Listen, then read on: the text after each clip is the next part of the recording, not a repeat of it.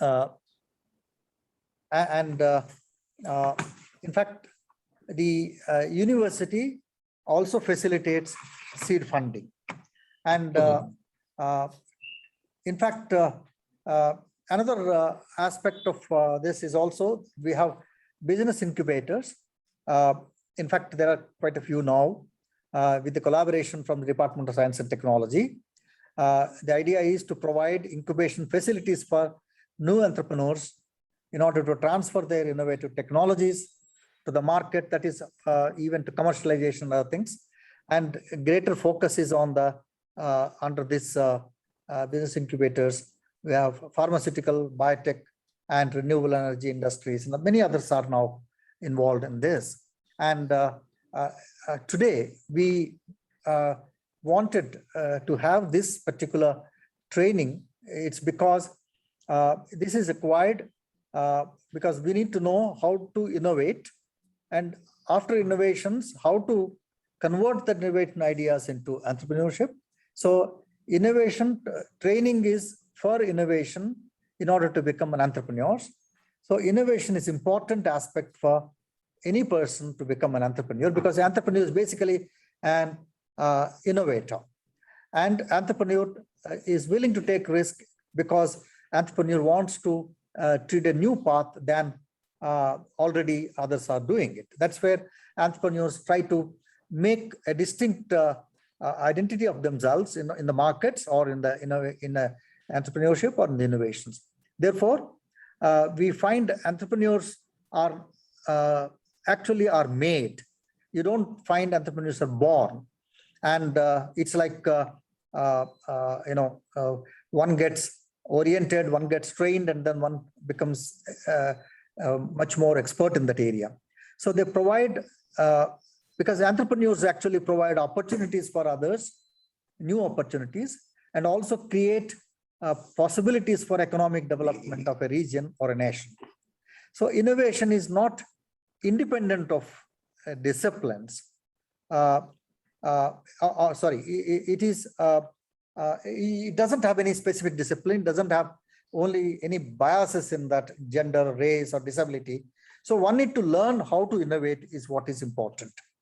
So we have in this. In fact, some of the students would know, but I would like to mention that we have created a talent co-creation lab under this project in order to encourage collaborations with external stakeholders who can train and the students as well as even some of the faculty, and also help us to develop innovation projects. So this lab is a shared space for the faculty and the students of the university who can join this platform, can work together with the external stakeholders who are also invited. In fact, we have already CII, Government of Telangana, others are partners in this. And that is where industry, NGOs, government institutions, and others, with them, we can work together for innovative ideas can be floated, and then they could be converted into projects. So it is equipped with computers and multimedia. It is, in fact, if you look at it, the work is coordinated by the university staff only. And in fact, currently we are holding this. Tomorrow, if the project, becomes central facility, integrating all the other facilities, then it will be manned by someone else. But the idea is to integrate and coordinate multiple partners in this in order to innovate and in order to carry forward entrepreneurship activities. So students will be able to participate in all these projects and trainings together with the faculty. And in fact, students become future leaders of entrepreneurship and other things. So we have computers and multimedia, we're equipped with that. And in fact, one could visit the website, university, our university website there under Talent Co-creation Lab also is listed. You can search for that. And then what are the things that we expect from the Talent Co-creation Lab is, one can, once you join, you can float the idea for calling for collaborations with external organizations. Because if you have a research idea or any problem area, you can post it to that. So all participants who have joined today for this training program, we invite them to join the lab or TCCL, what we call. You have this. In fact, I have also emailed in the address in the email, and we want people to participate in this call with ideas, suggestions, or proposals. And in fact, what we find in this is we are particularly, we encourage the ideas and proposals for live innovation projects. Because, for example, companies or NGOs or public organizations can present the actual real world business or social problems for the research teams of students and faculty to resolve, and they can invite, or they can say that they need some people to be trained, or they wanted to take interns, they wanted to recruit people. All that can happen on this platform. And trainings also are designed and delivered jointly by external organizations and the university, basically focusing on knowledge and skills that are in demand currently. Thank you. I'll just close it here. And then I would quickly request the students to just introduce themselves. I can put on all your these things, cameras on, so that we can see everyone. And then just quickly introduce yourself. Can we start with Riona? Hello everyone. Thank you, sir. I'm Riona from University of Hyderabad. Right now I'm pursuing my PhD anthropology. So I'm looking forward for last workshop also. It was so good today. Also, I'm looking forward to new ideas and innovations thought so that we can implement in other systems. Thank you, sir. Thank you. Nagaraju.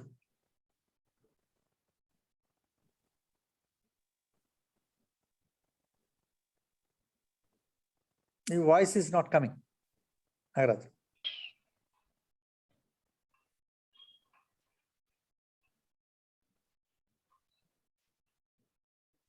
Okay, we will. You just rectify all this thing. And Mr. Teja. Hello everyone. My name is Teja. I'm a research scholar from the University of Hyderabad, from the Department of Anthropology. I look forward to this workshop. Hi Teja. Hi Teja. Yeah. And, Satish. Hello sir, this is Satish from Department of Sociology. I'm in my final stage of PhD. I'm looking, I have that entrepreneurial blend of thinking. Now I got a lot of input from this. I would like to see how much I can improve from the existing facilities from the university. There's a lot of insights already I got from the last session. And in this session is actually giving next level of the inputs. I'd like to get into more into this and see what best I can bring out. Thank you very much, sir. Thank you. Thank you. Sumukhi. Good morning, sir. This is Sumukhi from, I recently graduated from Master's Anthropology, HCU, and I joined back the department this month as the project fellow. And I'm very much looking forward for this workshop. Thank you for this opportunity. Okay. Hi Satish. Hi Sumukhi. Yeah. Deepthi. Good morning, sir. Can you put on your camera? Is it possible? Sorry, sir. I don't have cam on my desk. Okay. Please. Yeah. Please. So good morning, everyone. So my name is Deepthi, and I'm a student from College of Integrated Studies, second year of MA like anthropology. Okay. So I want to know more about innovations or get knowledge on these things. Okay. Nishant.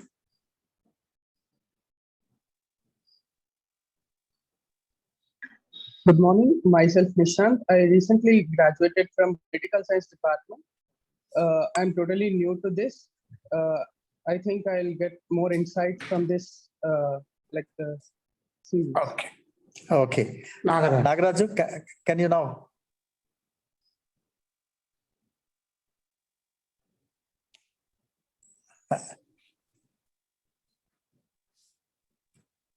No, audio is saying, okay, we will, Yeah. you can text it also. Ask them He to switch is, on. Ask them to switch on again. All the. maybe you can rejoin, then, Switch on the. yeah. Camera. He is, Mr. Nagaraju is a PhD scholar at the final stage of his research from the Department of Anthropology. And now Charan. Morning, sir, and all. I'm Sai Charan. I'm pursuing my MPhil anthropology, and I'm working with the e-learning center as well for some projects. And this session is going to give a lot of insights about the innovations. He had a master's in linguistics. Okay, Yes, I I think, yeah, I think I'll just now quickly introduce our speaker, and then we will invite today's resource person to take over after this. Mr. Amol Khire, he has more than 20 years of experience in several leadership roles in enterprise software companies in California, United States of America. He is relocated himself back to Hyderabad last year. In fact, that's what he was telling, that because of COVID, he couldn't familiarize himself with many only except on online kind of meeting people. And he is a founder of Innovate India Foundation. This foundation is working on the area of creating net new jobs via innovation.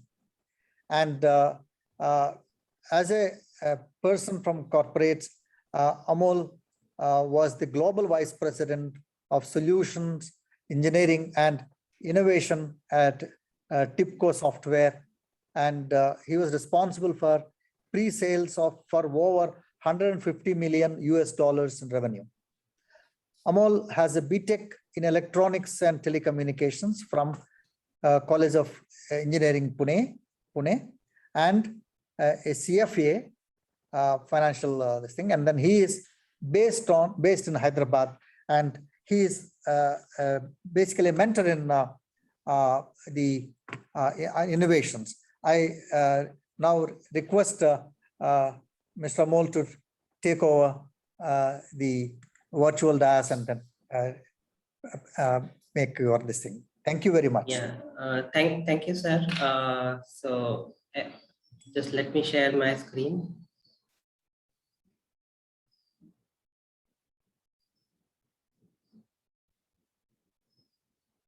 I can't share my screen. So you can make me the presenter or host.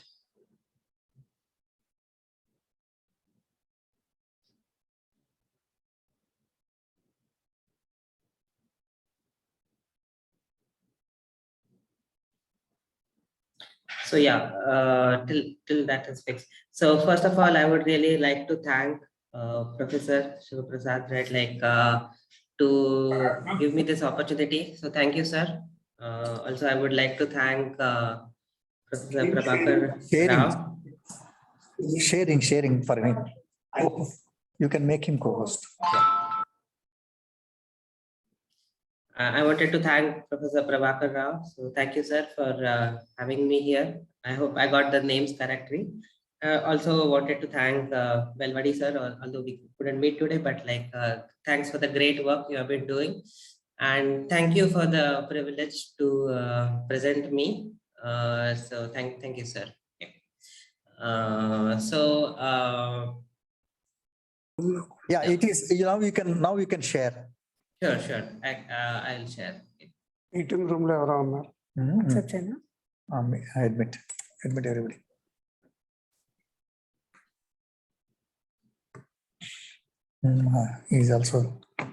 He's working in the area of this thing. Yeah, can you see my screen?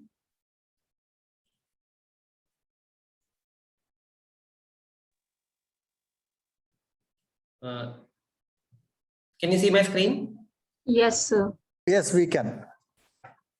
So thank you all, right, like for inviting me, and I'm looking forward to meet in person with this team as well as the other teams that are doing research work in the university and see how we can co-create innovation.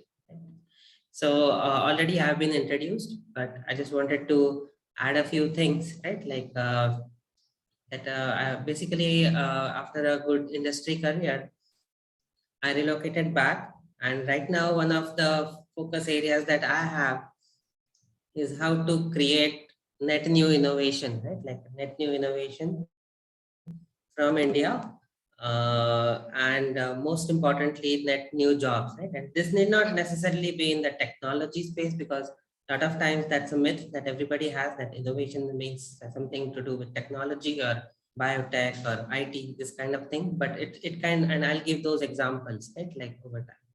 So second thing is my personal one of my personal interests. I'm also advisor to a few MNCs who are right now setting up in Hyderabad, right? Like that. So half of my time I do like some hand advisory consulting work to some MNCs, mostly kind of in my technical expertise. So that kind of pays for my salary in a way, if you think of it. And then other half, I'm kind of trying to have some kind of a meaningful social contribution through my Innovate India Foundation, which I'm just trying to start to scale now. Couldn't do much because of the pandemic. So what I really found interesting in this kind of a group, right, like is that one of the things that you have been doing, I just copied this from the InTotal website, is I'm very interested in seeing how we can partner on both like enhancing the employability, right? Because as a student, right, like the first thing everybody thinks is, okay, what kind of job I'm going to, what's your placement, right? Like first thing the college, everybody says, right? Like, so, and a lot of times we feel that innovation and entrepreneurship is in conflict with the employability objective, right? Like, is it like something which I should be doing? So I'm going to also talk of how this can be done together, right? Like it's not two different things, but it's part of the same goal, right? Like that we are going to have. And then we will talk about it. Right? I do like a lot of workshops in general, right? Like around, so this is like a big topic. This will need a one-day workshop. Hopefully I'll get in person to meet you sometime, right? Like and do that. But till that happens, I'm going to introduce a few topics. We will not be able to go in depth in the 1.5 hours we have, but we'll discuss entrepreneurship and innovation. More importantly, right? Like, a lot of times we just discuss this, right? A lot of you get somebody says, oh great, entrepreneurship, innovation, you should do this, that, but nobody tells you how can you actually start that, right? How can you actually start the process, right? What are the steps 1, 2, 3, 4, right? Like how can you actually create your own startup? What is a pitch deck? How can you do it? What is ideation? So I'm going to cover some of that, right? Like each of that topic is like a separate 2-hour discussion, but it will be enough for you to get started, right?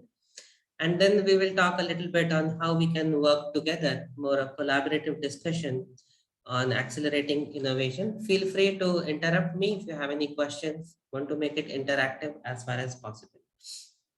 One great thing I liked about this group, right, is lot of people are like from anthropology, sociology, political science kind of a backgrounds, right? Which is very, very relevant, right? We don't give enough attention to how we think, right? Like how we think, we don't give enough attention to that, and why we think in a particular way, right? Like why is Israel, which is such a small country, why do they think about innovation all the time, right? Like why don't we think about it, right? Like as much, right? Like now, of course, change has started to happen.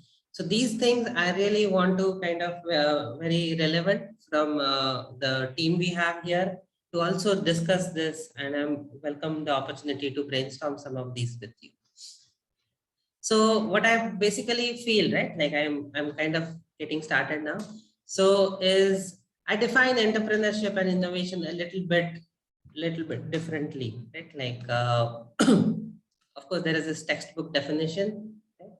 But from since a lot of us have the anthropology background, right? Like, I feel entrepreneurship is attitude, right? It's a well inculcated attitude, and Professor Shiv Prasad mentioned that entrepreneurs are not born, right? Like they are made, right? Like the made, what makes them is the attitude, right? Like that, the attitude that the moment you think that I will do whatever is needed, right, to solve this problem, whatever I see, right, and feel this is most important, that's the time when I have that attitude that I will do whatever. I'll not complain that, oh, this is road so bad, this is not there, COVID is like we are sitting at home, no, there is no interaction, the college is like my internet is not working. Oh, no, I will do whatever is needed to solve the problem. Right?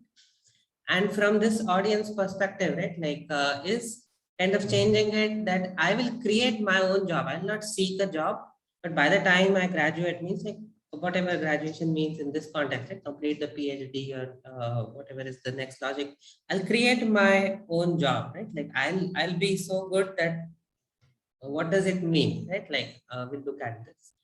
So so coming to the examples, right? So examples are everywhere, right? And I don't even want to quote like the Apple iPhone or Google search engine. Those are not the examples, right? Like those, everybody quotes them. But when we really see the entrepreneurship, right? Like what is innovation, right? We have to find local examples, right? Like what was the innovation that happened in India, right? Like in the last 2-3 years during COVID, whatever it is, right? And you will see that this Department of Highways, right, like has done a phenomenal job in constructing a lot of big roads, highways, expressways, freeways, right, like in this pandemic time, and growing that. How did that happen, right? Like now you have to analyze, right, both as an anthropology, right, like what is the mindset that was different, right, in doing that it didn't happen before, right? What is the actual financial innovation that happened, right? So you will then deconstruct it, saying if somebody say that I want to solve this problem, then there has to be innovation across the board, right? So you, I don't want to go into this particular problem, but just take it as an example. So then you come up with different types of innovation depending on your expertise, right? If you are a financial person, you'll say, okay, what are the partnership models, right? How can I build, operate, transfer, build, operate, own, right? There are many more partnership models that the government has come up with. That's kind of encourage the private industry to come and start building those roads, right?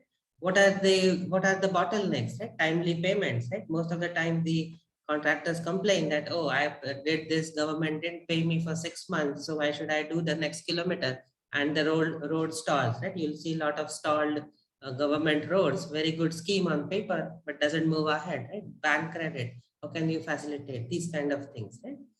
If you have to do it in faster way, you have to do like cheaper road materials, faster approach to building the roads, inventory management, labor management, all those things, right? Technology, process, right? So that's where if you are a engineering mindset now, you can research or innovate on that, right? Process, right? Very important. A lot of times land acquisition, clearances, right?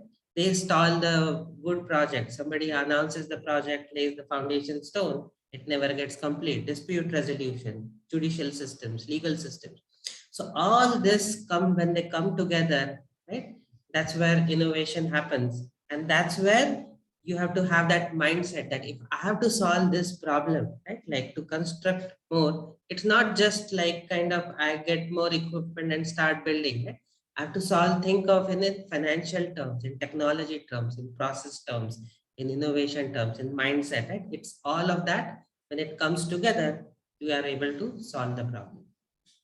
So then coming to the next thing, right? Like everybody will have that question that, okay, great, right? You said that, oh, this thing has to solve problem and all those things, right?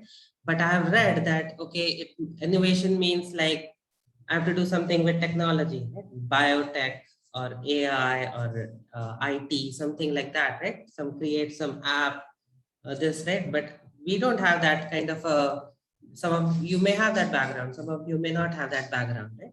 How can you still innovate? Right? Like, how can you still innovate in your own way?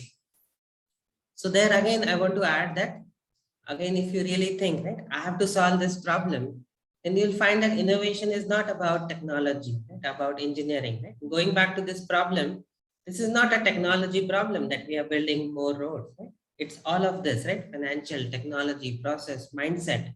And once you kind of find that, okay, this is something I want to innovate on, you will find a way that, okay, as an anthropologist, maybe your best contribution will be to bring about that mindset change in the society, right? Where we think in a certain way, right? Or whatever way you can do. And then you can find something which will bring about that change. And then depending on your expertise, it can be any of this, right? Like your innovation can take any of these directions where you can say, oh, I can be more efficient, right? I can be cheaper. Yes, sure. Better quality. Something can be faster, right? Something can be made more profitable, or something can be less like less effective. And you see this in action, right? Like if you say that, okay, our vaccinations, right? India has one of the cheapest vaccinations per capita, right? Compared to US or something, right? It takes $300 to take a test, RT-PCR test if you have to go to US, right? Here it's very much more cheaper, right? How did that happen, right? Or how can you be more efficient, right? How can you have better quality? So innovation, you can focus on any of this when you do it. So when I started this thing, right, like Innovate India Foundation, I said, okay, what are the problems I am passionate about, right? Like, and say, how can I solve this, right? Like, how can I solve this, right?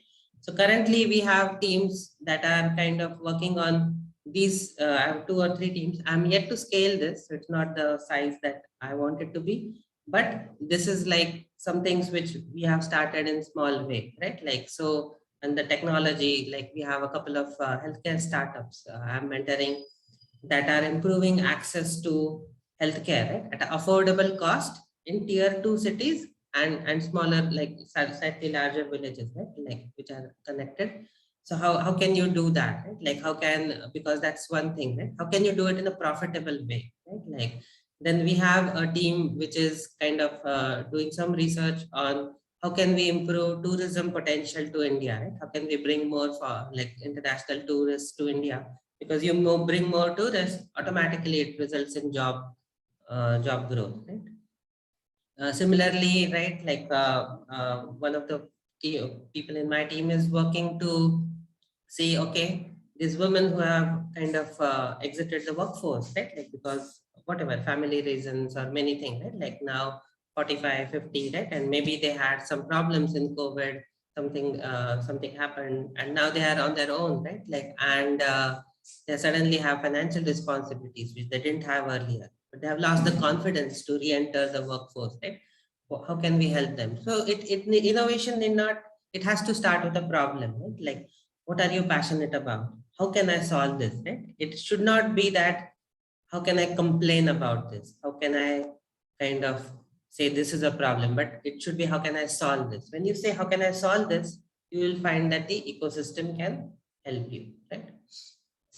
Then everything you do, right, like as an innovator or as an entrepreneur, right, like this is one of the biggest challenges I feel that is there in India, because we have transitioned from a more like a social driven system of political governance to a more capitalist driven system, which is started to happen now increasingly, right? But because of this, right, like we have that, still have that mindset, right, in the overall, especially in the senior political leadership and other things, right, that profit is bad, right? Like we have that mindset that the profit, somebody says the profit, right, that means is bad, right? If a professor is earning like consulting to private and they are paying the professor something, oh no, that is bad, right? Like that's the mindset we have developed, right? We have to change that mindset, right? We have to have like innovate with a for-profit mindset, right? And then you will find that you are not just doing things at a lower cost, even when you are doing at for profit, the cost is lowered because you are innovating, right? So you have to always think, what's my cost of doing this? How much can I charge, right? Like how much can I charge for this, right? Who will pay for what I am selling, right? How can I be more efficient in doing these things? And for profit thinking enforces accountability, right? Like if imagine, right, like you attend a workshop, right, like and the center has arranged something like that, right, like, and then there is no charge for anybody, either the half of the people will not join, saying, oh, free, right, like why should I join, right? Like, so there is no accountability. Other half, the presenter will not prepare for it because they will say that, oh, I have to give it for free, so I'll just kind of come in and do it. So there is no accountability without for-profit thinking, right? And the best example of that is, you must have seen the new regulation that the government did, is they disbanded this Ordnance Factory Board. Right? Like Ordnance Factory Board, if you know, is like responsible for all the defense production, right? From uniforms to ammunition and tanks and so on, right?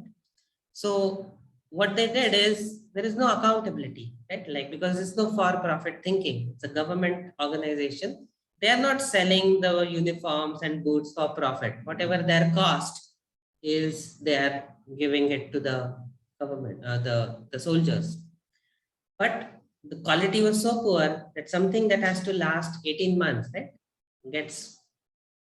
it hardly does 3 to 4 months.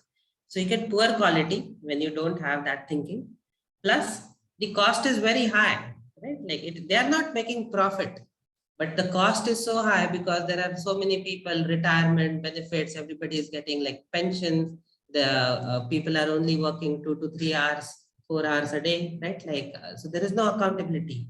So when there is no accountability, their costs are high, there is no profit, and the quality is poor, right? And as a result, it is more loss making for the government, right? Because now if you have to buy a uniform that costs like 5,000 rupees to make, for example, right? And now because of the inefficiencies, then it is costing the government 10,000 rupees, but they are not making profit, but it's poor quality.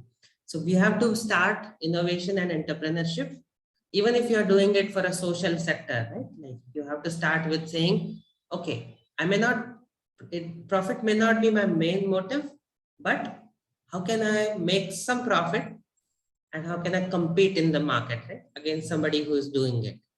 And a very positive example of that, like I said, in the road infrastructure, is the road contracts that are being given, right? Like they are given to all the companies who are making some profit out of it, right? Like the bidding, they're making profit, right? Like all these third-party construction infrastructure people. So the government is also benefiting and the construction industry is also benefiting. And to make their margins, right, they will kind of come up with innovation, right? Like for example, this company, they bought a big machine that can lay some 2 kilometers road a day, something like that, right? Like 2.5. So they, all 4 lanes, 2.5 kilometers, they completed in a day, right? Like imagine from here to wherever, right? Like Vijayawada, 200, 300 kilometers, right? What if you complete it in 100 days? How fast it is. And yet they are also making profit and innovating and entrepreneurship. So this, from an anthropology kind of, I'm also saying that this inculcating this for profit thinking in a positive way, right? I think that is one of the very important aspects of creating the innovation mindset, right? Profit is bad, that thinking we have to take it away from our mind. So coming to the next thing, right? So any questions so far?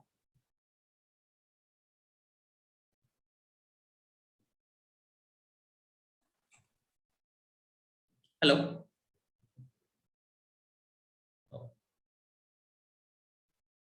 Satish, you want to ask something? Is somebody? Otherwise, should I continue? Yeah. Okay. So now the biggest question that everybody's mind is that, okay, that hey, this is good, right? Like I understand this, right? Like creating the for-profit mindset first, to solve a problem, but how should I go about finding that idea, right? Like, because everybody agrees, right, on concept that I have to innovate, entrepreneurship, all sounds good, right? But where do I start, right? Like, how should I start innovating, right? And this is a short version of that, right? Like I do this thing called as a ideation workshop with the participants, right? Like where we like encourage people to define the idea, right? And do the various dimensions. I'll just cover a few things, right? Like here around that, what is that ideation workshop, like and what are the concepts behind that, right? So ideation is the first step to innovation, right? You have to first come up with like, what's my idea, right? Like, what is it? Is it the valid idea, right? Like, you can't just say that, okay, this is my idea, and sit and say, okay, and then later somebody comes and then they execute that idea, and you say, okay, that I had that idea before. A lot of my friends, right? Like they had this thing. Oh, I had the Facebook idea before Facebook was started, right? Like, okay, fine. But what happened to your idea? Right? Like, why did Facebook kind of become so big? What happened to your idea? So ideation is a process to structurally define your idea and come to a point where you know that, okay, to implement this idea, this is kind of a presentation or some pitch, right? Or something which is more concrete, right? Like coming from the abstract, like a thought, right? Like, which is just the idea, to defining that idea. So that's the process of ideation, right? And you can do this experiment with some kids, right? Like small kids, right? Like that are around, and ask them an obvious question, right? Like, and note down the answers that they give, right? You can ask them an obvious question, right? Saying, hey, like ask a very simple question saying, what should we do today evening, right? Like something like that.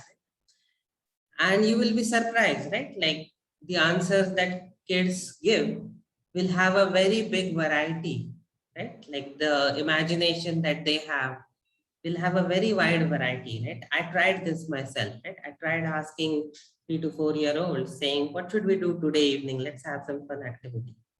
And they had very wild ideas, right? From going to the moon to like sitting in a big cup of ice cream, or like you will be amazed at the creative ideas that come up with, right? Then you ask adults, right? What should we do tonight, right? You'll just get 1 or 2 responses saying, let's go out, like let's go out for some restaurant, right? Or let's watch TV, right? Like your ideas have gone away, right? Like your ideas have gone away because you are trained to think that, okay, this is not possible, right? Like this is not possible. It's not possible to go on the moon, right? It's not possible to sit in a giant cup of ice cream, right? And have that. Whereas kids have not been taught to say that this is the one right thing to do. So in a way, we are killing our creativity by not brainstorming things which are not possible, right? So start with opening your mind, right? So when you say that idea, right, don't just note down in your what is possible, right? Or what do you think is possible, right? Don't give the answer that if I have to ask you, what can we do today evening, right? Like don't just say, okay, let's go to a park, or let's have food, or let's watch something on Netflix, or some TV movie or something like that, right? So that's the very important thing in starting to innovate, is you have to open your bounds of creativity, right? You're thinking of creativity, right? Sustainability, right? Like renewable energy. I saw like biotech, right? These are different goals, right? Like in the university research, right? If we don't think creatively to start with, at a very starting stage, we will close the possibilities, right? Like the idea may not be viable, but still you have to note it down in the ideation workshop, right? So what I do is I encourage to, what is ideation or ideation workshop is a structured process to generate ideas, right? It's a creative and structured process to generate ideas. In this step, you're not innovating yet, right? Like you're just generating ideas, and no idea is bad, right? Like, so no idea is bad, right? Like, so your ideas can be very, people can laugh at them. Some of them ideas may be like completely not viable, but you have to note it down, right? Like, so start by noting down, right? Okay, let's say you say that I have to innovate in this area, right? Like, whatever, right? This kind of startup that teaches kids to creativity, right? Like, as an anthropologist, you have to create an app that can improve the creativity in kids, right? Like that's a social, that's an idea. Now, how can you generate like different ideas to do that, right? So note down. Like, second thing is be judgment free when you have initial stage of innovation, right? Like a lot of us are very trained to pass judgments, right? Society, culturally, right? Like the way we observe, right? Like, oh, somebody says something, "Arey, ye nahi chalne wala." You before you hear something, right? You pass a judgment, right? Like that, this is not going to work, right? It stifles creativity. So initial stages of your innovation journey start with ideation, right? Like, don't kind of don't judge, just note, right? Generate a large quantity of ideas, right? So lot of emphasis is given on having the one right idea or the one brilliant idea. There is no such thing, right? Like Steve Jobs or somebody, right? They didn't come up one fine day and said, okay, this is the exact iPhone I want to invent, right? Like, or this is exactly what I want to do.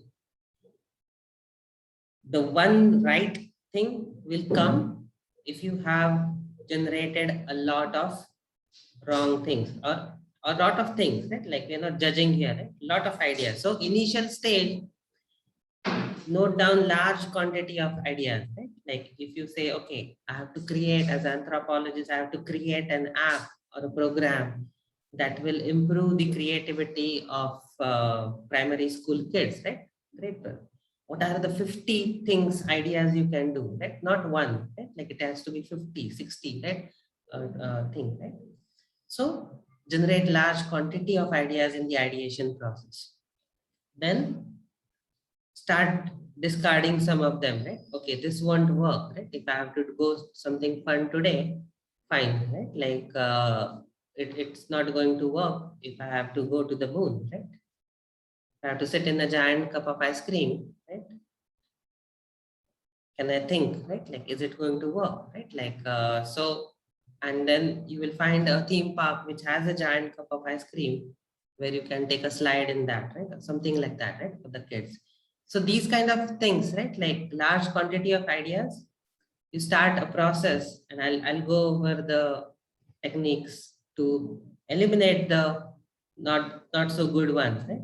And then you come up with, if you have generated 50 ideas, you should be left with 3 to 5 ideas, right? Saying these are the 3 to 5 ideas that are viable, right? That are the best from most practical from a set of quantity of ideas, right? That solve this problem. And then there are some techniques on kind of ideation, right? I'll go over those techniques in the next slides, right? Like on eliminating the bad ideas, brainstorming technique. There is this first, like always voting for the worst possible idea within the set of ideas and eliminating that. And so conduct a lean startup workshop, which teaches a structured way to do the ideation. So second thing, everybody will have this thought, right? Like that, oh, fantastic, right? Like everybody tells me innovate and have ideas, right? But actually, where should I get this idea, right? Like how can, it's easy for you to sell me that you have a great idea, but where should I get this idea, right? Like, so very practical things, right? Like that I'm going to tell you to get the ideas, right? So one of the things is that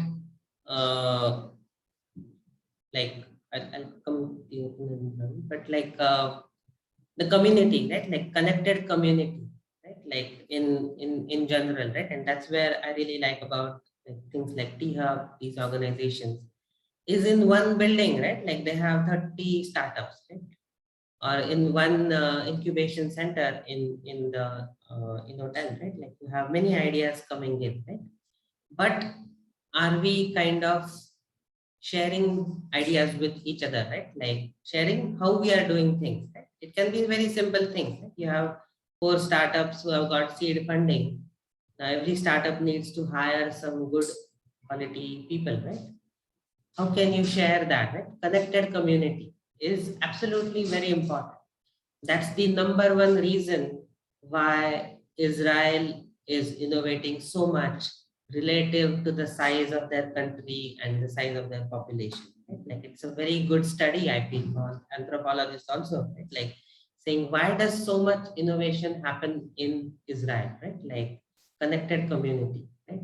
Why do certain business like why do we say, right, in India that okay, this particular region, right, like Rajasthan, Gujarat, or whatever it is, right, very good business people, right? Like what is the secret of that, right? If you really analyze, you'll find it's like the community is connected, they help each other. If one guy gets an idea, he has solved the problem, the next guy starts, right? Like it can be a grocery shop, right? They have people, communities have templates of how to make a small grocery shop successful, right? So we have to study these patterns and we have to be in that community. You cannot get an idea sitting at home. You cannot validate it, right? So find out where are the communities in, let's say in Hyderabad, right? Like you join the university think tank, right? Or things like that, right? T-Hub, right? Like you form a small company, you enroll yourself. Triple IT has something, right? Somebody else has something. Go and sit there, right? Like other organizations, NGO, right? Like every weekend or every Saturday, whatever it is, right? You should go into the community, right? Like because somebody will say something, you will have something. That's where the idea gets validated, right? That's absolutely like very important, right? Then think where can you get more ideas, right? Like you think on the what I call as the adjacent possibles, right? Like which is the platform of ideas, right? What is the adjacent possibles? Means something that came up. What can I do in to help that ecosystem? Right? Like very simple examples, right? Amazon is growing, right? Amazon Web Services, AWS is growing. How can I generate a startup that will benefit from that growing ecosystem? And you have now a lot of small startups, small entrepreneurs who take products from retailers and other things. All that they do is they help them list on Amazon. They package it, sell it on Amazon. They manage the credit. The entrepreneur, the retailer also benefits, and the entrepreneur also benefits because he's creating. He has found that okay, Amazon is growing. A lot of people are ordering things from home. How can I be an entrepreneur to benefit from that idea? That's a bit more of a like simple entrepreneurship, but the other things, right? Like phones are growing, right? What are the other UPI payment systems are growing, right? How can I create this? Now, in the future, government is going to spend a lot on healthcare, primary healthcare, village healthcare, right? Like at the town healthcare, right? Those things are growing. How can I be entrepreneur in that platform ecosystem, right? Like things like that. Lastly, you can also to get good ideas, right? This is one of the most important things. I have been in the I used to be in the Silicon Valley for 20 years. I did a good research, right? Like in there, understanding why is people successful in California, Silicon Valley. Most of a lot of them are Indians and Chinese, right? Like why are they successful, right? Why? What is it that made them successful, right? Or what is it that powered the industrial Europe and the colonial expansion, right? Like what was the key things, right?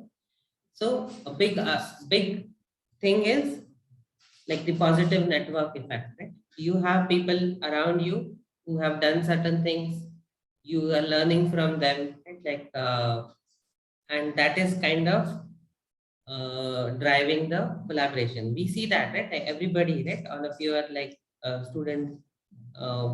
You have the network effect inbuilt, right? Like somebody does some assignment suddenly, right? Like everybody has the same assignment completed, right? Like by kind of collaboration, right? So that's a good example, right, of collaboration.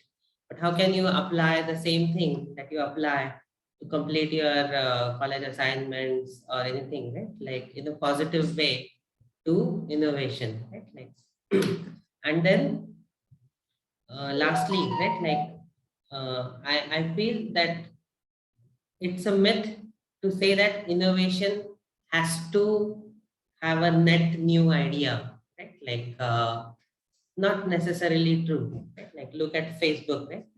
Facebook was not innovative in a sense, right? It didn't invent that, right?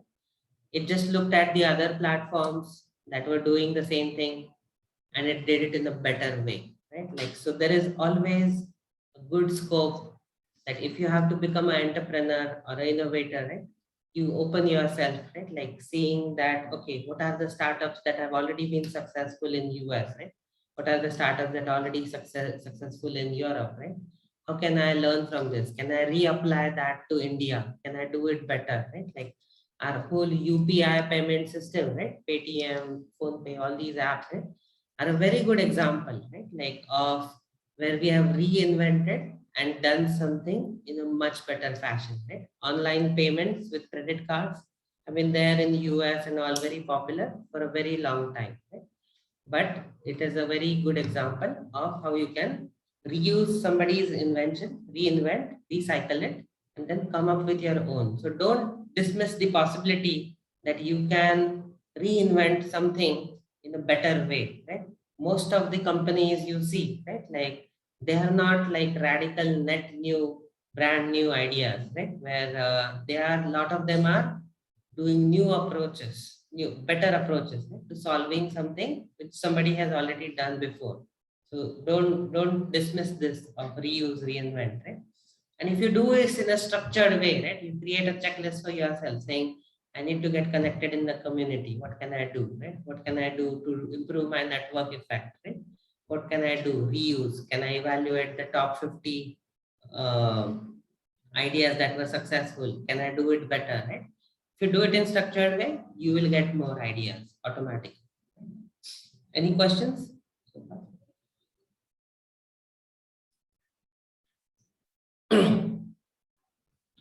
So again, right, like a lot of these ideas, this is kind of my some of this my observation based on my mentoring of many startups, right? So I'll kind of go through some of these examples, right, of what not to do, right? So a lot of the startups I mentor, especially early stage, right? Like they're like a lot of them were like founders were very in a way very frustrated, right? Saying, oh, why can't I be like Elon Musk, right? Like he had such a brilliant idea, right? Like of doing this electricity, like battery driven car, right? Like why can't I come with that idea, right? Like it's like that eureka moment, right? Like the apple falling from the tree, right? And Newton discovered gravity, right? That's a myth, right? Like Newton didn't discover gravity that way, right? I'm sure, right? Like he had a background in physics. He had like a lot of ideas that he had done that, right? Like a lot of rigor went into it. So there is no such thing as you sitting under a tree, right? And getting that moment of enlightenment that, oh, brilliant idea came to my mind. Now I can be an entrepreneur, right? That's not going to happen, right? When you are doing ideation, right? Ideation is a structured process. It has to be taught. It has to be practiced, right? Hundreds of ideas, eliminating the bad ones. So what is the worst idea from that? Eliminating that, right? Like validating it, network effect, all those things, right? Ideas will evolve gradually, right? Like they will evolve gradually. There is, don't wait for that perfect moment or that enlightenment to strike you that I'll get this brilliant idea and then I will start my entrepreneurial venture, right? it'll never happen. Next thing is like this is kind of already covered in a way, right? Like network, collaborate, right? Experiment a lot of things, right? Like if you have an idea, don't say, oh, I had this idea 2 years back, but I wish I had acted on that. Right? Like you try to experiment. Very easy ways to experiment. Create a PowerPoint, right? Like present it to your professor, present it to some industry people. Say, what do you think? Right? Give me critical feedback. A lot of people will say, oh, this is a stupid idea, that won't work. But they will give some insights, right? That will help you refine your idea, right? It will help you gradually evolve, right? So don't be afraid to experiment, right? Like, and that's how all these people, right? Like they have not really kind of had that eureka moment, that is Steve Jobs or Elon Musk. They have had that discipline, right? Of continuous experimentation, evolving gradually, learning from every single experience, right? Like what can I learn today, right? So lastly, right? Like mostly, and I would love to get some comments on this, since we have a lot of anthropology kind of teams here, right? Like I feel this has done tremendous harms to India, right? Like the competitive entrance exam system we have, right? Like people are parents are crazy, right? Like spending like lakhs of rupees on Byju's and everything that they like, all this new coding, White Hat Junior, right? Like trying to get that kid to answer 100 out of 100, right? Like JEE main score, right? Very proud that 5 people from Telangana have scored 100 out of 100. That means they've got all 100 questions right, answers right? So there is always a one right answer thinking to every problem we solve, right? I'll give you a very good example, right? Like my son is now in 9th grade, right? And I was kind of taking a walk. I met a parent, right? Saying it's pretty smart, right? Like, so we were just talking. He said his son was in 8th or something like that. Guy had enrolled him to, I forgot that, right? Some triple J, something like that, right? Like he's in the 8th grade, right? And he's joining a IIT entrance class, right? I said like, but it's like at 12th grade, right? Like it's a 4-year course, right? So you're preparing 5 years, right? From 8th grade for an entrance examination for a 4-year course, right? Like what can be more waste of time, right? And poor kid, right? He'll be stressed out from 8th, 9th, 10th, 11th, 12th, 5 years. He has to study for one entrance exam, right? Why? Because he has to crack that entrance exam, right? And have that one right answer to every problem that is asked in the exam, right? So what kind of mindset are we inculcating in that system, right? Like competitive entrance exam system is a killer of innovation, is what I feel personally, right? We have to disband that system in India if we have to grow and innovate, because a lot of this energy is your thoughts, everything is formed, right? In that age, right? Like 9th to 12th grade, right? Is a golden period, right? When you are understanding also, but you're not like and that's the time where instead of kids experimenting a lot of things, right? Like innovating things, like doing a project, showing it, like doing some robotics, something like that, right? They are going through this rigor of scoring in the competitive exam so that they can get admission in that IIT or the medical college or whatever it is, right? And that is kind of completely opposite to a lot of the Western education systems, right? They are not having that much pressure from 9th to 12th grade students, right? People are doing projects, they are doing innovation projects, right? They're encouraged to participate in Department of Science, whatever equivalent, right? Like innovation competition. They're encouraged to come up with apps, to new ideas, right? They're rewarded. And then they have to apply to the colleges through a resume or a profile they develop. In that profile, they can write, oh, I innovated this, I did this project that got an award, I did this thing that got, and that's how the top colleges are weighing those innovation at that 9th to 12th grade level to get those admissions, right? So this is a huge topic, I feel, right? Like to change this thinking in India, where we have to move away from subjecting the kids to 3, 4, 5 years of extensive competitive exam training towards more innovation training, right? Because if the 11th, 12th kid is like doing 15 hours of IIT preparation, you cannot go and say, let's innovate, right? His parents will say, oh, are you mad, right? Like he has to get into IIT, then he can innovate, right? But a lot of times that mindset is already done. Right? So when he goes to IIT, he's not looking for innovation, right? They're looking for the job, right? Like the biggest paying job. And because you have a good IQ, you're getting 15, 20, 25 lakhs. Right? So very relevant topic for this team, right? To create the innovation that can change our thinking in our system, right? I just want to pause here, right? Like, see if you have any thoughts on this, right? Like a lot of you are like doing your PhD or completed your PhD in anthropology.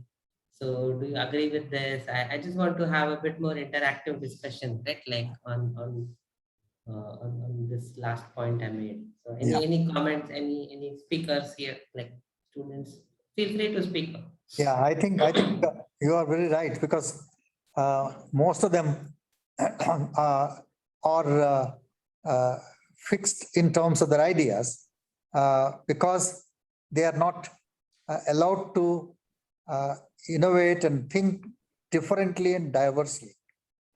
And that is what research is all about. And I think quite a few of them would share their ideas on that.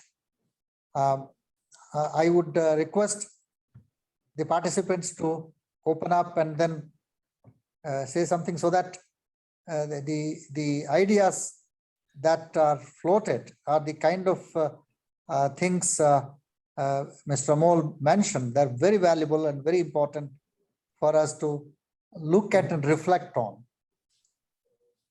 So I would suggest any of the listeners. In fact, I think some of them have mentioned that they are very keen on taking up, like Satish was talking about, and maybe I think they should reflect on.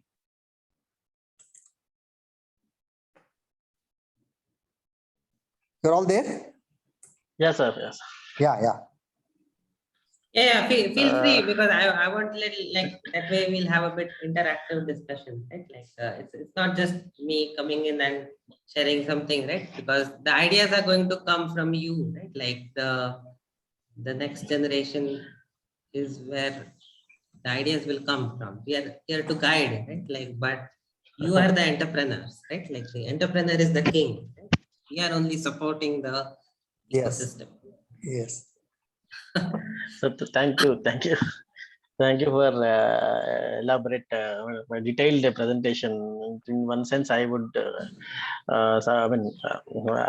I support your point that the way we are nurtured, say there is no scope for thinking innovatively. For example, though I have that some entrepreneurs, what is that interest. See, my social environment always pushes me, just finish your PhD and get into some job. Don't think about business because it's risky. So my social world is generally a strong pillar for me. I mean, my social world means friends, family, and other things.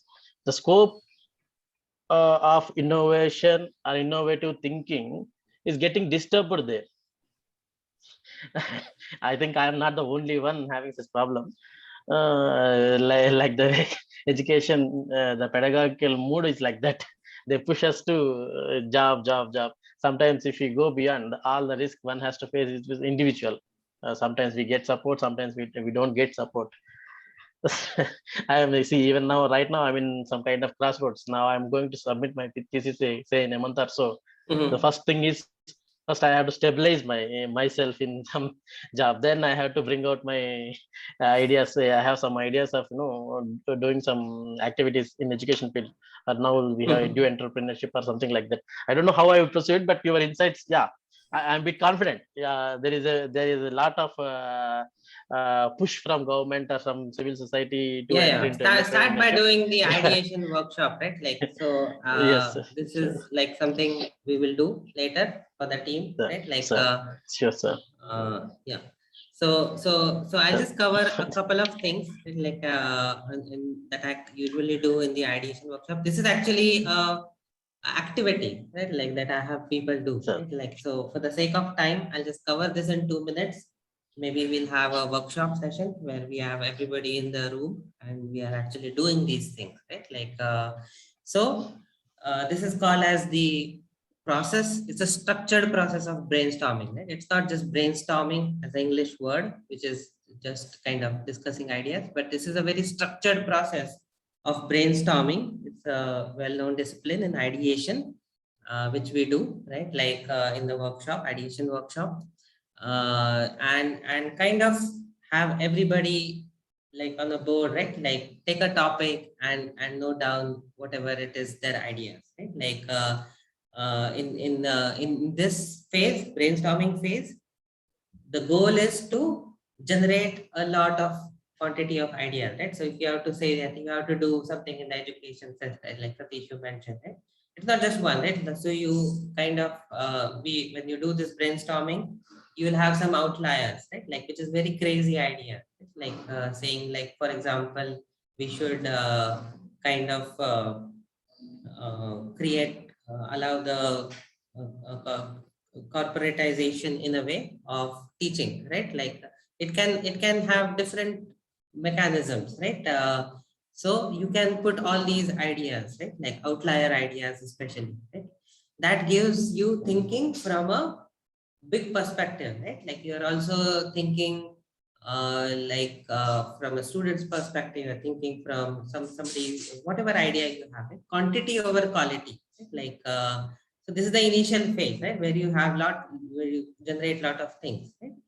And then the participants, right, they collaborate, right? Like they vote for the which are the ideas, right? You have a very structured way to evaluate that ideas, and then record those ideas, map, visualize, and then you share it, that okay, this problem I want to solve today in this workshop, right? Like we got 60 ideas on how we can change what did you say, like Satish, right? Like do something on education. Well, it can be any problem, right? Like it's not the problem that matters, right?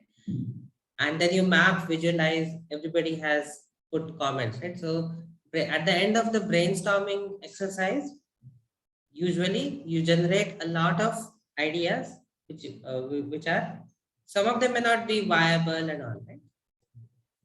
Then once you have that brainstorming, right? Like then you go through what I usually have, like this is what I do with some of the early stage startups, right? Like who want to do something but not very clear on exactly what they want to do, right? Ideation workshop. So then each of the idea, right? Like you make them evaluate in a structured way, right? Like saying now you have the 60 ideas, right? Like what are the, and when I say customer, don't, in your context, don't think of somebody as who are trying to sell, right? It is a buyer of your idea, right? Like, so if you want to change if you have something in mind to improve the education system or something like that, right? Like then your customer will be the university management, right? Your customer will be the school management, right? You're not selling or getting money from them, but they are the consumers or the beneficiaries of your idea, right? Like, so you once you have those ideas, you, whether it's a social idea or a commercial idea, you find who is going to, in a way, adopt that, right? Like you do that structured exercise of what is the segment, who will listen to me, why will they listen to me, right? Like find those people, right? Like that is your customer, right? Like see if you can have a conversation, right? Like measure their reaction, and you go to somebody and say, oh, let's do this, right? Like and principal of the school or whatever it is, right? Like they say, oh, this is like really, they're not real, they don't get excited, right? That means your idea didn't get reception from your customer, right? So you have to note that, okay, it's a bad idea, right? Here at this stage, you're not yet investing money, you're not building something, right? A lot of the biggest mistake a lot of the entrepreneurs do is they don't go through all the possibilities.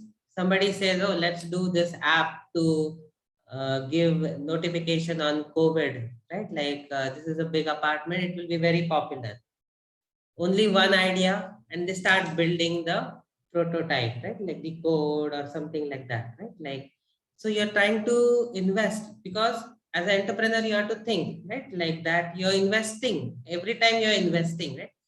Your investment is not necessarily money, right? You're investing time, you're investing energy, you are investing your own potential, right? Like if 6 months you invest, in that 6 months, if you are doing a job, you may have gotten some money, right? So even though you're not investing money at the start, you're still investing, right? So if you start right away, right? Oh, I have this 1 or 2 ideas, let me start building this app, right? Then you are like more likely to fail, right? Because the entrepreneur, number 4, right? Entrepreneur should not start on the development. Development means it can be anything, right? It can be a mobile app if you're a technology developer, or it can be something else, right? If you have an idea around anthropology or whatever it is, right? So if you are starting to develop something, it's going to have less probability of success. Why? Because not adequate ideas. You have not done that, gone through that step of brainstorming. You have not gone through that step of validating your ideas. You should have a conversation with your customer on your idea and at least measure their reaction.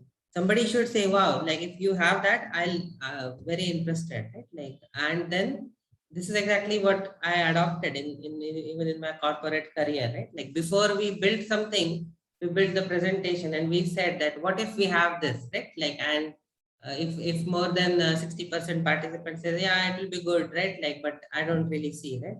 Then we drop that idea, right? We'll come up with the new approach, right? So your customer base, whoever is going to adopt that, should have some positive reaction, right? And you have to refine your ideas till you do that, then start the prototype development. Okay. Now, this is a big ideation workshop. For the sake of time, this is the only two points I have covered, right? Like brainstorming exercise and the structured evaluation of your idea. So out of the ideation, the first step, right? Like you will come up with, you will start with quantity, 50 possible ideas, outliers. You'll narrow it to maybe 3 or 5, 3 to 5, right? Like at the end of that phase to really start the development, right?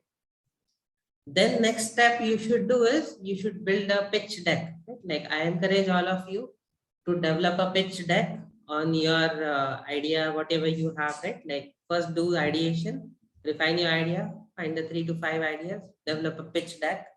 Pitch deck is nothing but the art of convincing somebody else, right? Like not your parents, who will always say, oh, fantastic, right? Like look at Satish, his brilliant idea, right? The PhD from University of Hyderabad, the most innovative person.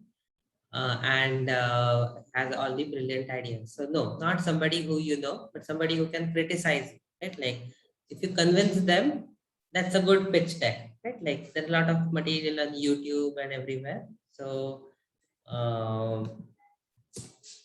like, so what will you do in your pitch deck, right? Like when you have the idea, now the innovation starts, right? Saying I again, right, I'll not go over too much details. I'll just cover this in short, right? Like, so you create the pitch deck, short summary, it should be memorable, right? Like practice it, say it to somebody, right? Like what is memorable idea, right? Like Nike, right? Just do it, shoe, right? Like Amul butter, I really love their kind of, that's they're pitching every day, right? Like they're creating a new idea or a new memorable cartoon, something like that. And they're pitching their product, right? So what can you do, right? Like short, 3 to 5 slides, right? Like I have only 2 minutes to listen to you, right? Like, can you create something which is memorable, short, right? Like relatable. Because why you need only 2 minutes? Because everybody is not going to be like have time for you, right? Like if you say, okay, Professor Rao, Professor Prasad, listen to me for 1 year, one hour or 2 hours, they will give you that time, right? Saying, okay, like Riona or come in, right, and tell me your idea, explain to me in next 2 hours, right? They will have the time for you because they are interested in your success. But what if you are meeting somebody like an investor in a conference, right? Like who is talking to 500 different startups, right? And maybe they don't have time. They only have 1 minute, 2 minutes for you, right? How can you create something of your idea that will convince somebody else? Right? That's something which I usually do it in this pitch deck, right? Again, I'm not going to cover too much details. I'll just go through the slides fast. Right? Like, so you should think when you are starting to innovate on all these dimensions, right? Like what is the market opportunity for your idea, right? Who is the market, right? Like if it's this school, something to do with schools, okay, my market is the top 30 international schools in Hyderabad, right? Which have the average, like they are charging more than 3 lakhs per student per year, right? Anything, okay, market size, who do you serve, trends, all these things, right? You have to do the research when you start to innovate. Oops.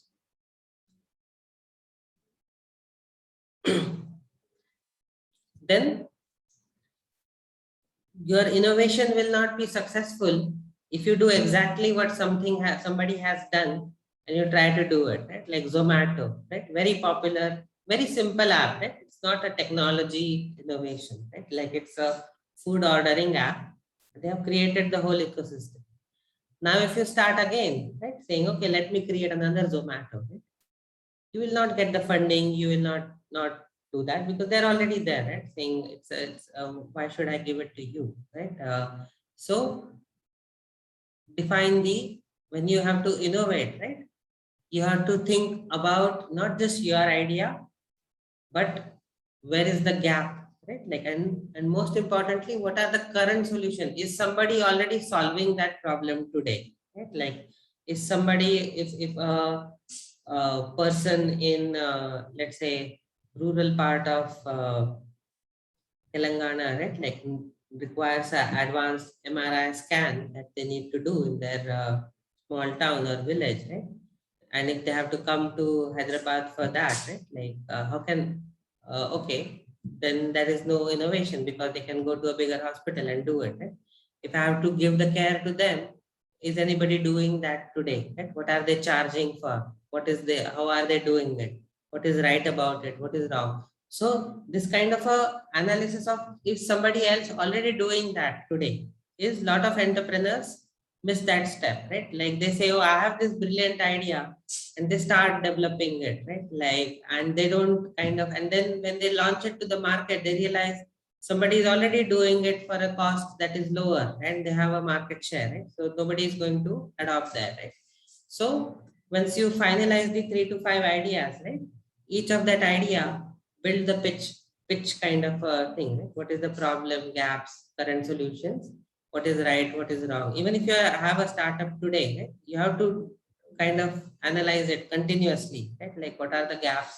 What are the current solutions? Right? Have a structured way. Then comes, right? Like this is more applicable for tech startups, but even if you are in a social kind of a setting, right?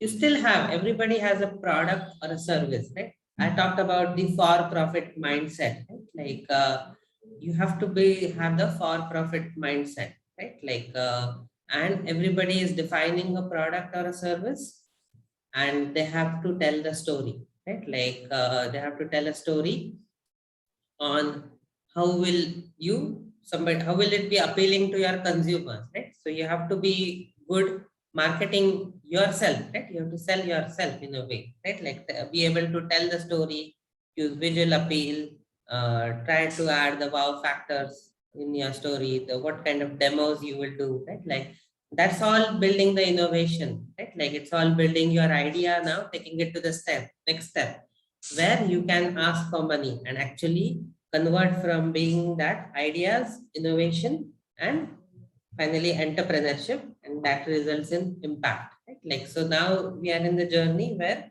you're starting to kind of ask money, right? Unless you have all these aspects, you will not be able to go and say that now I want to be an entrepreneur, right? Like, so we have to look at these things, right? You have to know what is your revenue model, right?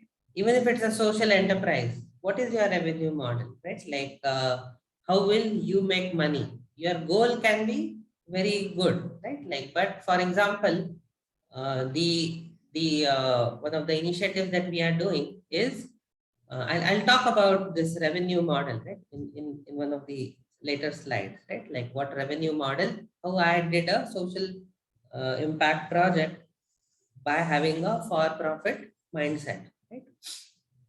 How will you charge, right? Like how will the revenue get, right? All these things you noted down, right?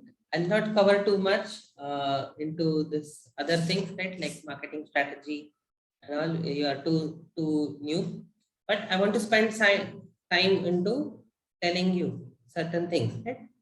What's in it for me, right? As a student, right? Like what's in it for me? This all sounds good, innovation, ideas, entrepreneurship, right? Like, but I have no way I can do this, right? Like, because I have to get a job, right? That's the biggest kind of a myth, right? Like, and I'll tell you how I broke those myths. Right? I'll come to this slide later, right? Like, I'll give you a good example, right?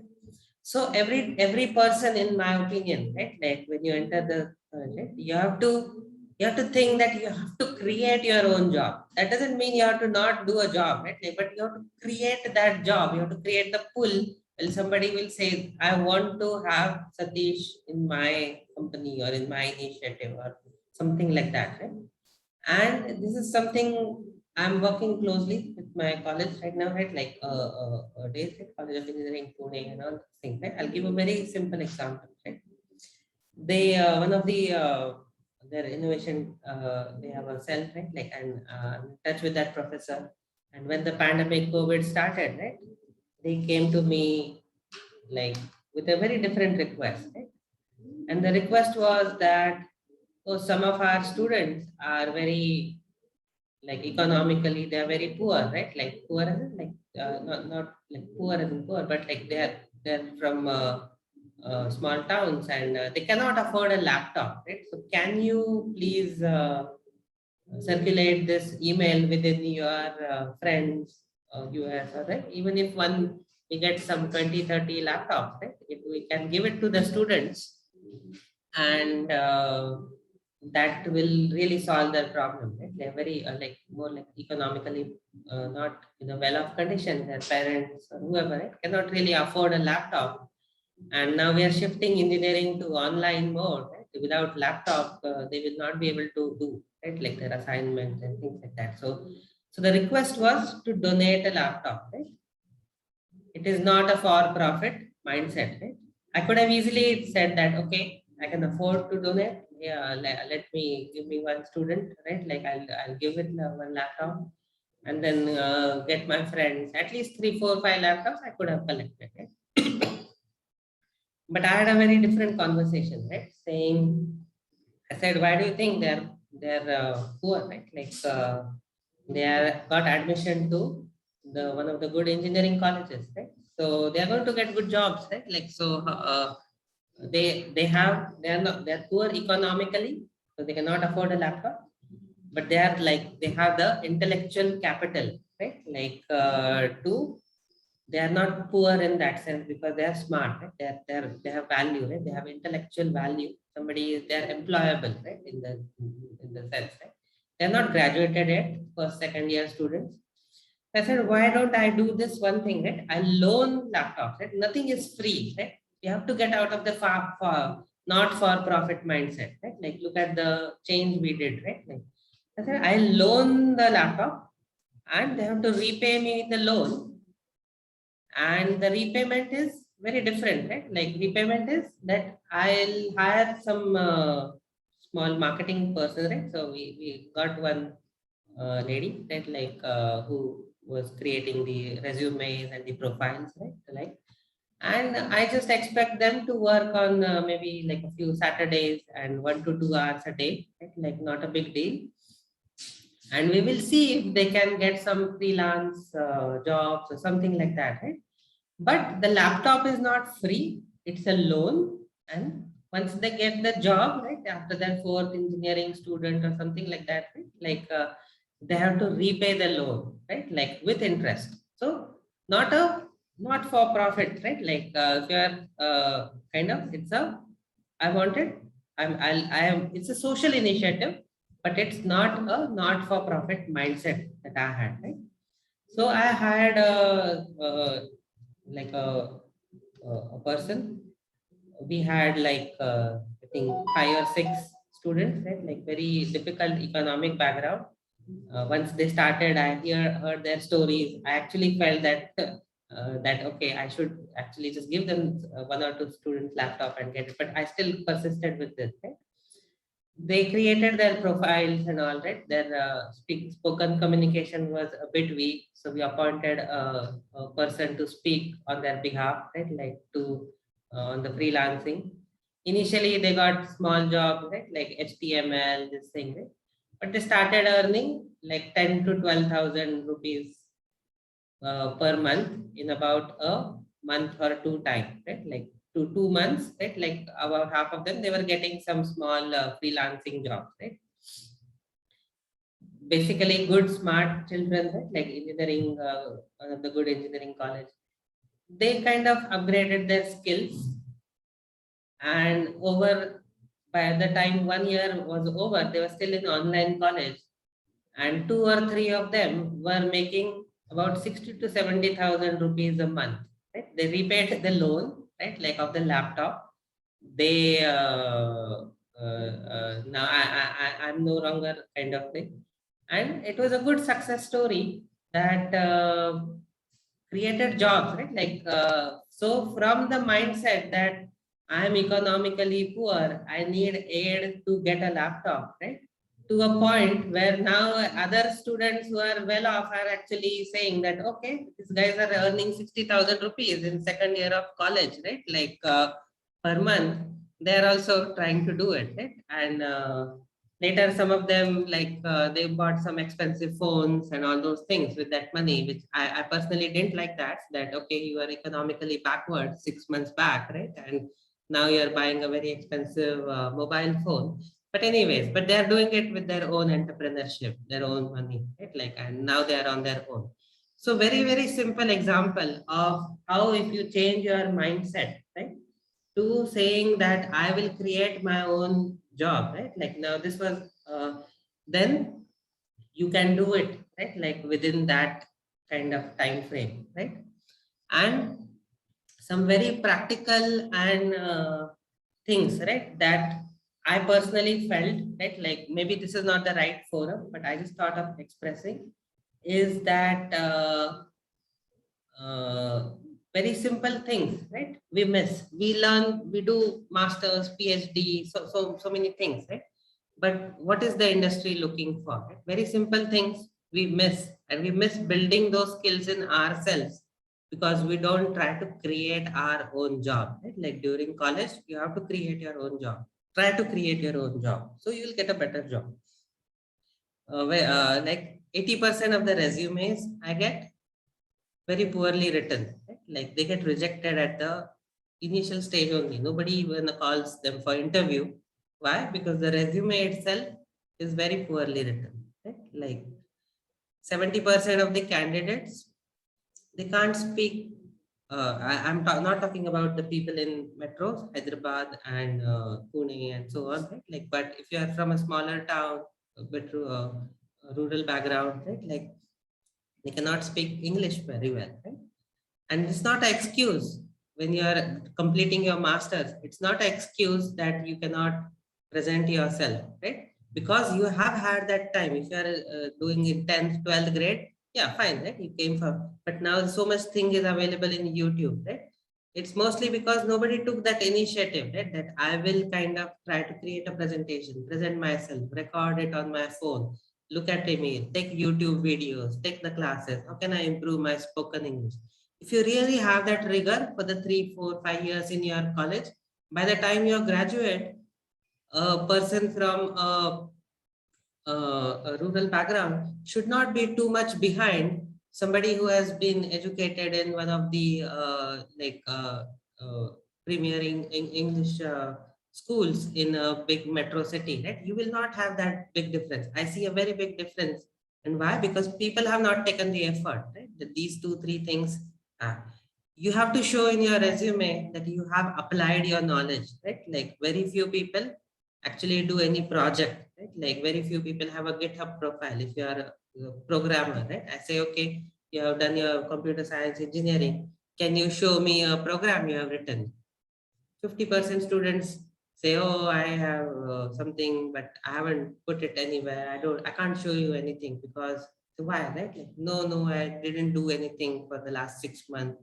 Okay, if you are a programmer, if you are, you have to write program, right? You have to put it somewhere. How does your profile stand out? Right? If these 4 things you practice and you try to create your own job, then it's not entrepreneurship. I first sentence I said, right? Like people think entrepreneurship and getting a good job are 2 different conflicting things. If you are an entrepreneur, it means you're doing something bad, you're burning somebody's money, you're a failure, right? Like if you get a good fat paying job, you're a success. Wow, right? Like this much lakhs salary. These 2 are not 2 different things. Right? Try to understand that, right? Like, and if you try to create your own job, your profile will stand out in such a good way that anybody you will get that extra salary, whatever you are looking for, right? And if you are very successful, then you may end up even starting, right? Like I'm hopeful, right? Like those 2 kids who are earning 60,000-70,000 rupees now per month, when they're in their 2nd year of engineering, by the time they graduate, they would have developed the entrepreneurship mindset to start their own company because they feel they can earn much more than they can do when they take a job, right? Like I'm hopeful, right? Like this kind of a thinking, if you create it, you will succeed. Right? So yeah, so again, right? Like I want to reiterate, getting a job and doing a company or entrepreneurship is not, don't think it as conflicting. Worst case, right? If you are to build your profile, right? If you really look, right, like the PhD advanced, it's not just like you score some marks, they'll admit you, right? If you show that, okay, I want to apply for anthropology PhD, right? And if a student comes who says that, oh, I have done this research for this, how primary students think, right? Here is my application that teaches somebody to improve creativity. Here is my research on how we can get working mid-age working women back into workforce, right? Whatever it is, right? Here is my, if you have that entrepreneurial skills and you show your professor that, hey, look at what I have done, they will obviously prefer that, okay, you are so interested, why don't you come and do your PhD, right? Versus somebody who has just scored more marks in the thing and has nothing to show on his resume on their entrepreneurial attitude. So it's an attitude, right? It helps you get ahead, whether you do a job or not, right? That doesn't matter, right? Like you have to have this mindset. Second thing is biggest problem in India, right? We never, when we see a problem, right?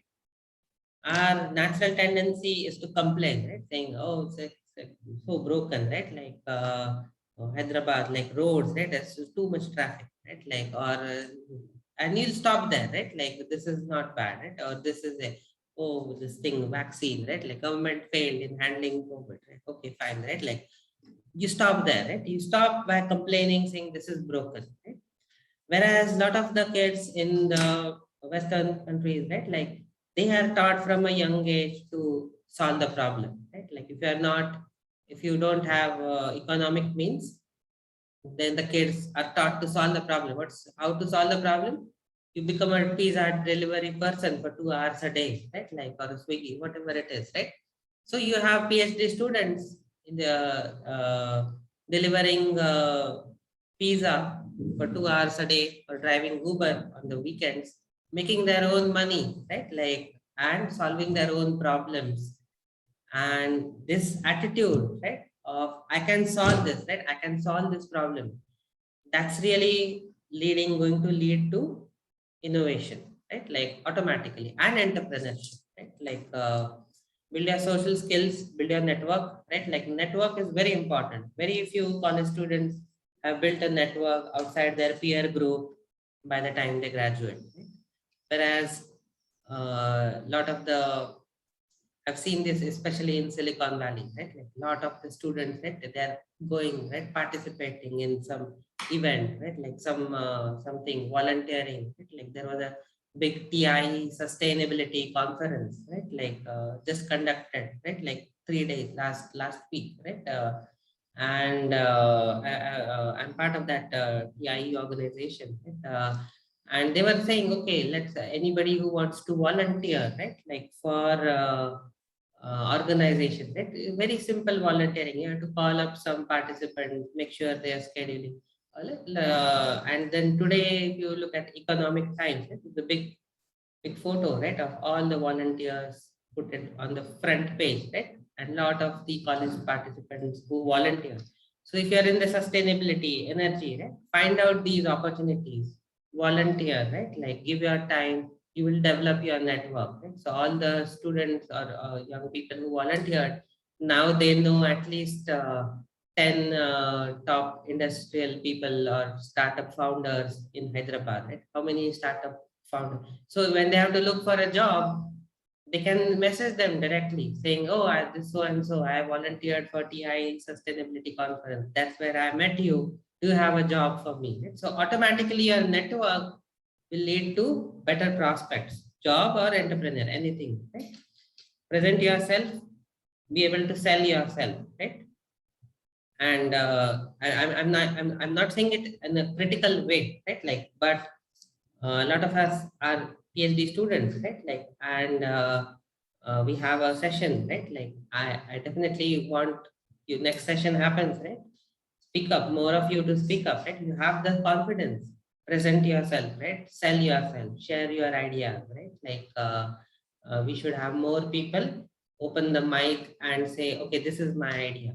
Don't be afraid that your idea is rejected, right? But if you learn to do it, automatically entrepreneurship is all about skills, right? Like these skills, right? To present yourself, sell yourself, network skills, social skills. It's not somebody sitting under a tree and getting a brilliant idea, right? It's not that, right? All these things, they will matter. They will matter in getting a job, just as starting a company. So don't think job and company are two different things, right? And lastly, my favorite thing is develop the for-profit mindset. Right? Everything you do, you measure it. What's the input I did? What's the return I got? Right? We have this naturally for profit. When you do exams, for profit mindset comes up very fast, right? Oh, this is like an option. This subject was too hard, right? You have to read 2 books for 20 marks. Put it aside, right? This other thing, right? Like I have to just read one day and I get 30 marks, right? Like, oh, let me do it. What is it? It's a for-profit mindset, right? You do X amount of effort and you get Y amount of return, right? You have to apply that in a more structured way, in the positive direction, not just in preparing for the exams, where you have to think that what's the minimum amount of effort I can do to get the distinction or the good grades, right? We are very good at Indians. We are very good in all our thing in exams. If you have to score marks, nobody can beat the mindset we have. Our mindset for profit comes out in not the right places. We have to apply now that in entrepreneurship, right? In innovation. And yeah. So I would say call to action, right? Like do the ideation workshop, right? I can send you the full slides. All of you get together in a room, whatever your ideas, right? Like come up with 5 best ideas. Start with 20, come up with 5 best ideas. Create a pitch deck out of it, right? So sell your idea to your professors first, right? To your industry people, to your network, to your friends, right? From your own virtual company. It doesn't have to be that you put money, right? Like it's just on paper, right? Like on a slide, right? Think this is my company. Hey,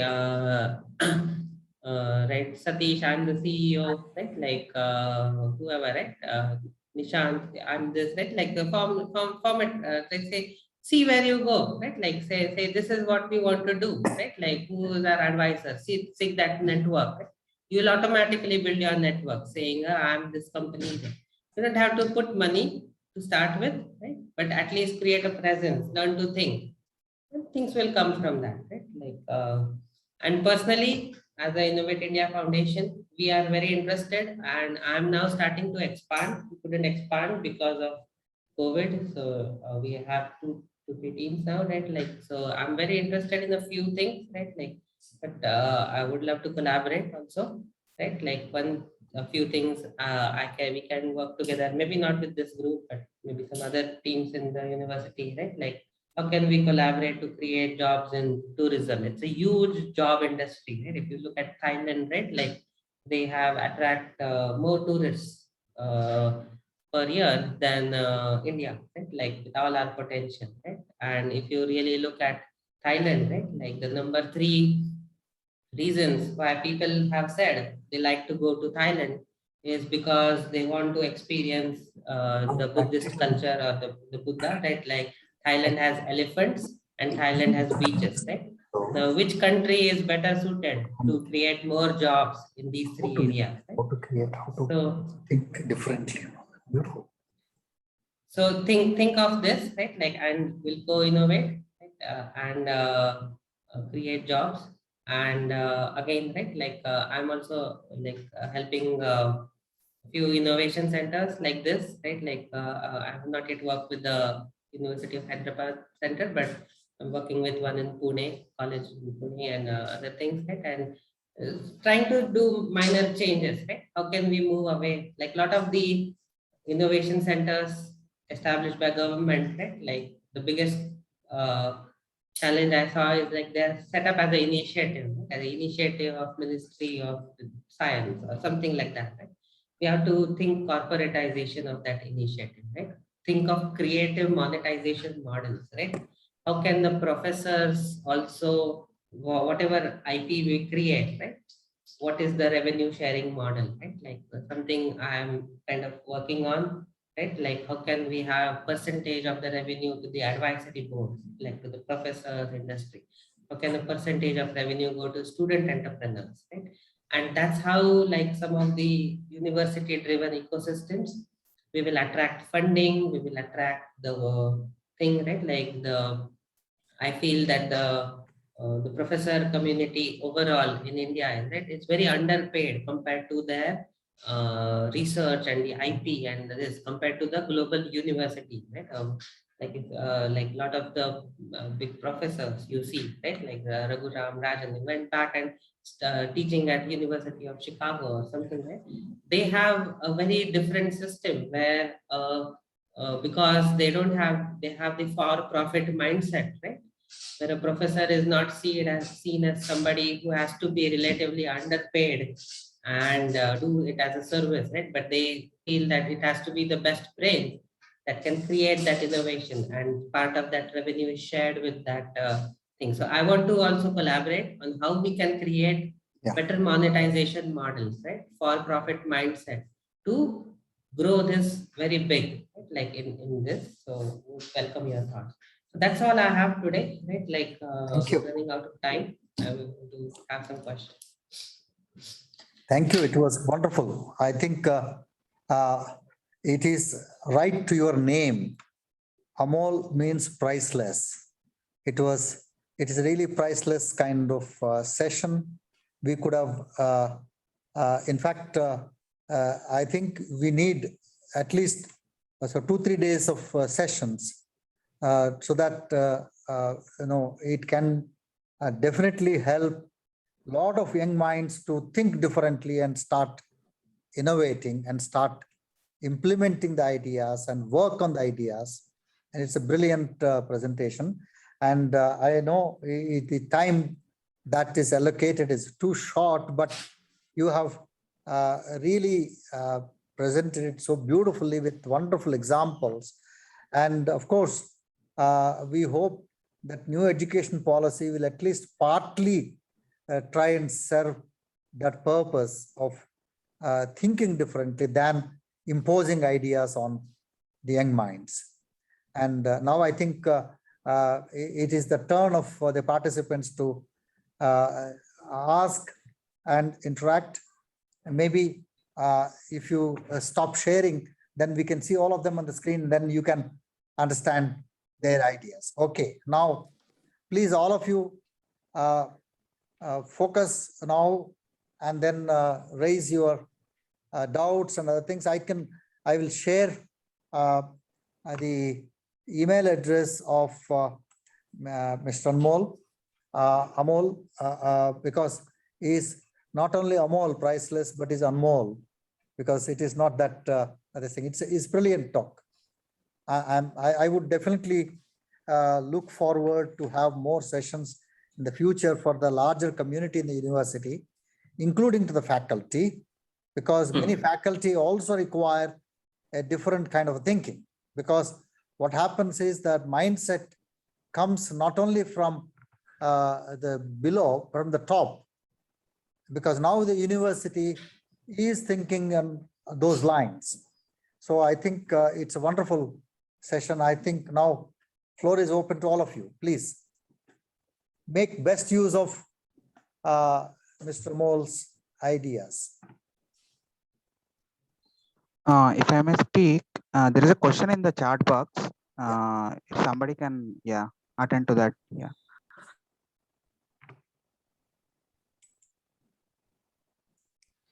I think this is. I'm reading it loud. Let me know this. Yeah. They have said that creativity is disappearing among students due to the educational techniques that are being followed. Right? I want to know your opinion on our new education policy. Will that help in changing the perspective on entrepreneurship and improve creativeness among students for future generation? Right? Like it's a very good question, and I would I'm just kind of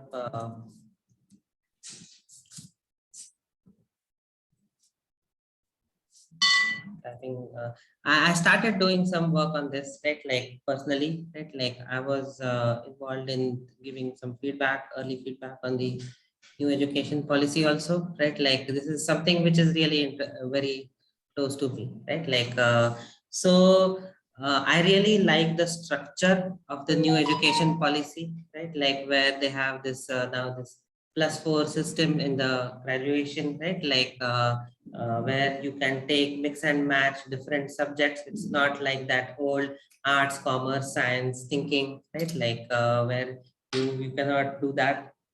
That will kind of generate cross ideas, things like that, right? Like and government has also started putting emphasis on research papers, ranking the universities, getting foreign collaborations going. So everything is, it's new policy is in the right direction, right? Like, but we are very, it's a myth, I feel, right? That top down, where I feel where the real change happens in India, right, is at the state level, right? Like not at the central level, right? Center can frame broad policies for defense and things like that. If you really look at our thing, right, the states have different level of progress, right? Some states have higher progress and other states don't have higher progress and things like that, right? So I personally feel that the new education policy is in the right direction, but more important will be creating, removing the regulatory burden that we are imposing on the institutions in an inadvertent way, because there are duplication of agencies, right? There is University Grants Commission, and there is board of some technical, I forgot that, right? Education, and there is one more thing, and they come and they inspect you, and then lot of the professors' time, good professors' time is going in administrative tasks, right? Rather than creating this innovation foundation for the students and benefiting from that. Second aspect we also have to understand is that we have in our mindset, right, like always treated our education teachers as somebody who works as a underpaid, like he has to work as a social activity or something like that, right? We don't have that image in the mind that the good professor in a college is driving his Mercedes into the college, right? Because he is very well respected, and he is also getting good consulting assignments from the private entrepreneurship, teaching the students, also has his own practice coming in. That's the model, right? Like then best kind of then people will not. So I feel that these two reforms have also to happen, right? Like take away a lot of administrative burden from the academia, and don't kind of have the academia participate both in a positive way, monetary sense also, right? Like in collaborating with the industry, in sharing their knowledge, right? Like, and growing from that, such that we have the best, then the professors will also want, oh, let me have 3 startups, right, in my thing, right? These are the things, right? And I'm an advisor in these 3 startups, and that's why I have 3% advisory share. So if that startup becomes big today, of course the entrepreneur becomes rich, right? Like, but so do the advisor, so does the investor. Why is seed funding? Who will give you seed funding if they don't see 10x, 20x return from you if you become successful, right? It's not a social beneficiary. If I have to give money for social thing, right, I'll give it to some like, okay, I will not give it as seed funding to a startup, right? Like, so that mindset, we have to do it at a university level, at a state level. Policy is in the right direction, but to bring about the change will take 10, 20 years, right? To so many schools, right? CBSE has like 500,000 schools, right? Half of them don't have teachers properly, right? Staffing is not there. Just policy making is not going to change the quality of education overnight, right? So it's all our responsibility to bring that private entrepreneurship also into this space to create that change that we seek. Yes, sir. Thank you for the brief response on that.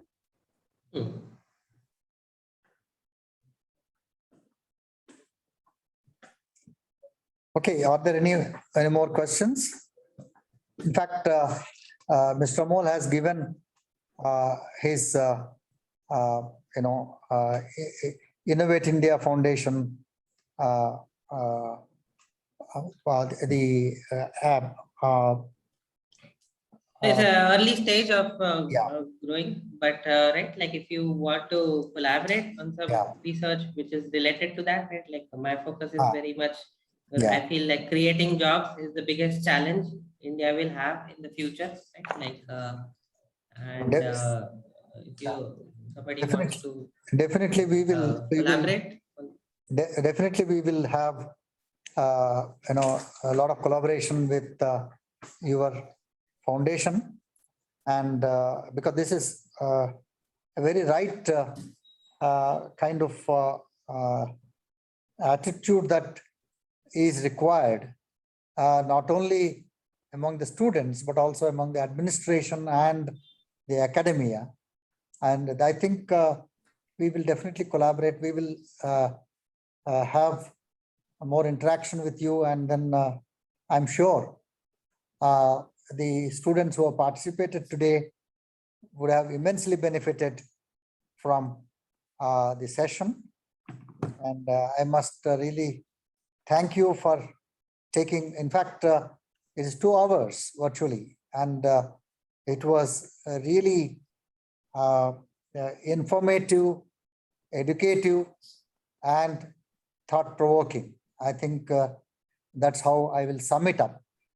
And thank you, Mr. Amol, for Thank you, Professor Shiv Prasad, and thank you, Professor Rao, for inviting me. And also thanks to the great work you are doing in your institute.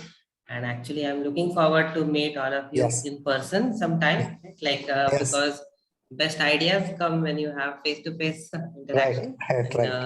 It was good to talk to you. Thank you so much. Yes. Thank you very much. I think, thank you all the participants. I think we should, implement the message that has come today to all of you, and don't think that your supervisor only can think. You tell the supervisor, I can think better than you. That's how we should, because this is an equal footing world, not hierarchical world. So with these few words, I must thank all of you for participating, and special thanks to Mr. Amol for making this session so wonderful. Thank you very much. We look forward for working with you. Thank you very much. Yeah, absolutely. Thank you. Okay. Have a wonderful lunch. We can only offer the thanking, but had it been the real situation, we could have had lunch together. Thank you. Absolutely. We'll have it sometime. Yeah. Okay. Thank you. Thank you very much. Thank you. Thank you, sir. Okay. Okay. Bye then. Bye. Bye. Thank you, sir.